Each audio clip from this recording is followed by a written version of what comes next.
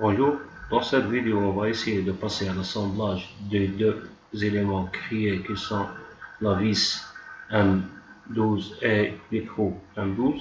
Donc nouveau assemblage. Ok.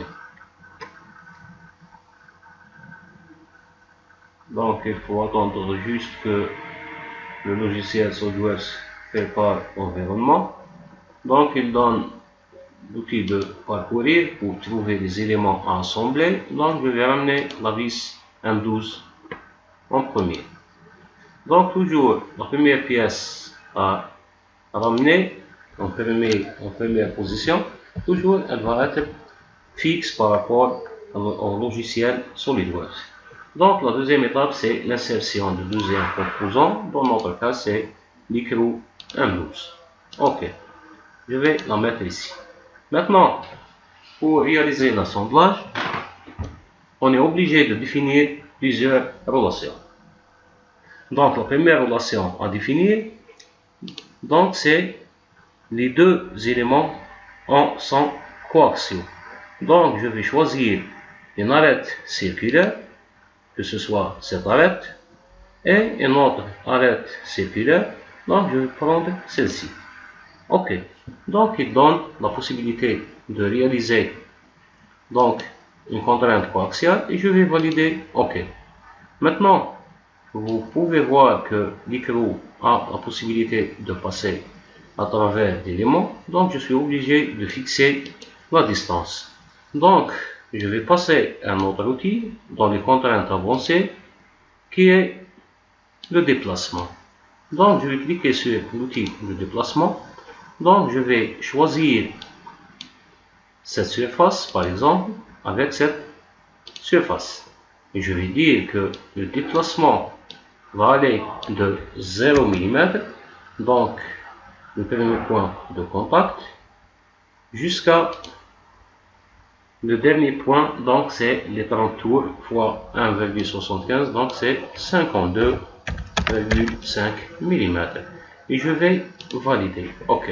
Donc vous pouvez voir maintenant que l'élément est un peu dépasse les limites, à cause de quoi on a oublié d'enlever la distance ou bien la dimension de l'écrou.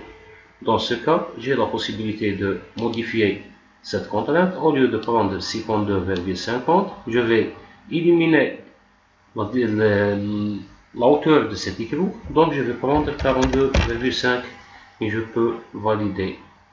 OK. Donc ça c'est la deuxième contrainte.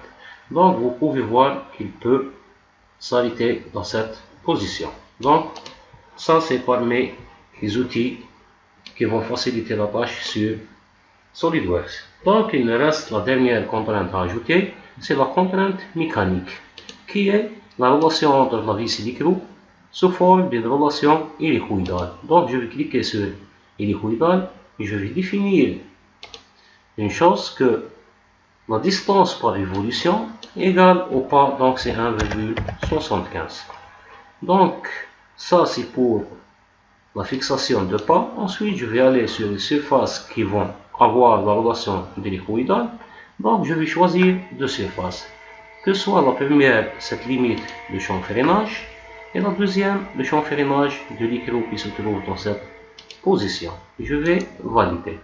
Maintenant on va essayer de voir est-ce que ça fonctionne. Donc vous voyez que si je vais faire la rotation, donc l'écrou va avancer. Donc ça c'est parmi les outils et les astuces de SolidWorks pour réaliser la relation hélicoïdale.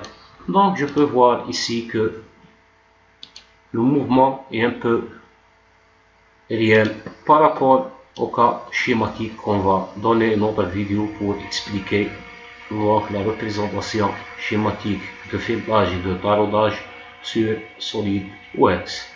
Donc ça c'est pour notre article de cette semaine qui est l'assemblage d'un vis et un écrou, donc pour réaliser un boulon.